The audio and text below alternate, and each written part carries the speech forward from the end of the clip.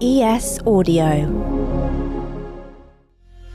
What's up, guys? I'm John Weeks, and this is the Evening Standard's Tech and Science Daily. Coming up, the planet's discovery that's left scientists baffled.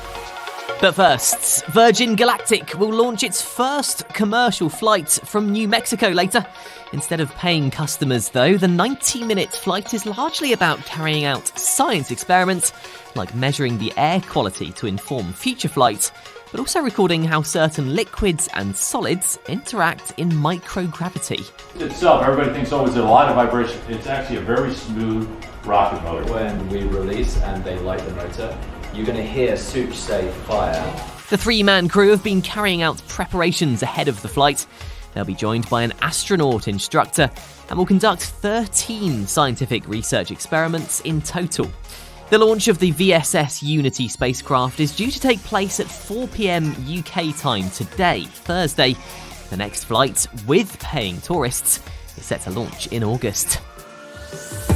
It's hoped a gene discovery linked to faster progression of multiple sclerosis could pave the way for the development of treatments to tackle the lifelong condition. This is a problem in the immune system so that it's not regulated properly and it mistakenly attacks the brain and the spinal cord in a patchy way and causes neurological damage. But what decides whether you do well or badly? We had no insights into that. And now this study has given us the first statistically meaningful insight. Professor Stephen Sawcer from the University of Cambridge told us the key finding was the discovery of a genetic variant that could be responsible for the progression of MS. The variant they discovered sits between two genes, one of which is the dysferlin gene, which is responsible for making a protein which repairs membranes that tear when you contract your muscles.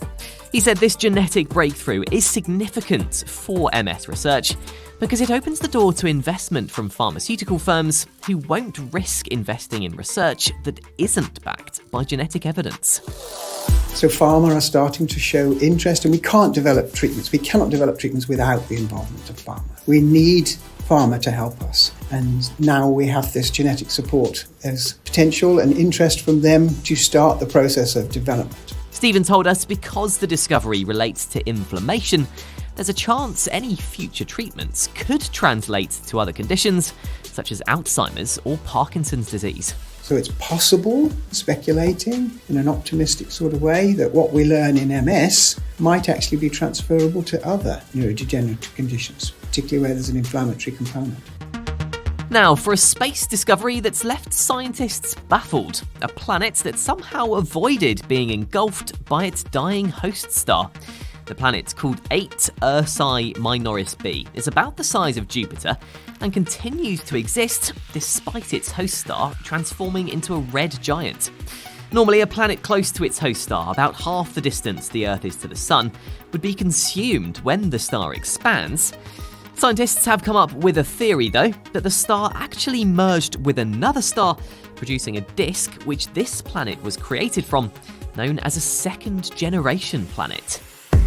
Elsewhere in space, for the first time, ultra-low-frequency gravitational waves have been seen with the human eye, using 6 of the world's most sensitive radio telescopes. And after 25 years of observation, astronomers say they've finally seen the waves. They're thought to have come from pairs of supermassive black holes found in the centres of merging galaxies. Experts from the University of Manchester who were involved in the discovery said these ripples in space could hold answers about galaxies themselves, including our very own Milky Way. Now, media research organisation NewsGuard says 140 major brands are paying for ads on junk websites populated with AI-generated text. The sites are often produced by so-called content farms, where low-paid humans churn out low-quality content to attract ad revenue, but they're increasingly using AI to do this instead. Most companies use programmatic advertising to automatically bid for ad space online. The systems used by Google are designed to avoid putting ads on pages filled with spammy, automatically generated content. But NewsGuard says that some of the AI junk sites are very convincing, with AI-generated photos and bios of fake authors. and it found that one site produced more than 1,200 articles a day. Coming up, the smart gloves that help stroke patients play the piano, and proof that octopuses can dream? Why not hit follow and give us a rating during the break? Welcome back. A team of researchers at the University of Sheffield have developed an AI chat tool that can help diagnose early signs of dementia and Alzheimer's. It's called Cognospeak, a system that uses an on-screen virtual character to engage a patient in a conversation. It then uses AI and speech technology to analyse language and speech patterns to look for signs of dementia, Alzheimer's disease, and other memory disorders before passing the details on to a GP.